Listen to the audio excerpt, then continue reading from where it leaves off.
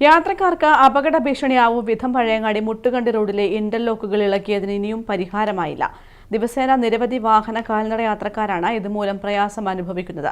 അധികൃതർ ഇടപെട്ട് എത്രയും പെട്ടെന്ന് പ്രവൃത്തികൾ നടത്തണമെന്ന ആവശ്യം ശക്തമാവുകയാണ്. പഴയങ്ങാടിയിൽ നിന്ന് മുട്ടുകണ്ടി റോഡ് വഴി തളിപ്പറമ്പിലേക്ക് എത്തിച്ചേരാനുള്ള എളുപ്പമാർഗം കൂടിയാണിത്. KSTP റോഡ് മുതൽ 1/2 കിലോമീറ്ററോളം ദൂരത്തിലാണ് ഇന്റർലോക്ക് പതിച്ചിരിക്കുന്നത്. എന്നാൽ ഇന്റർലോക്ക് പലയിടങ്ങളിലും ഇളകിയ അവസ്ഥയാണ്. ചിലയിടത്ത് വലിയ കുഴികൾ തന്നെ രൂപപ്പെട്ടിട്ടുണ്ട്. ഇത് അപകടങ്ങൾക്ക് കാരണമാവുകയാണ്. ഇരുചക്ര വാഹന യാത്രക്കാർ തെന്നി വീഴുന്നതും പതിവായിരിക്കുകയാണ്.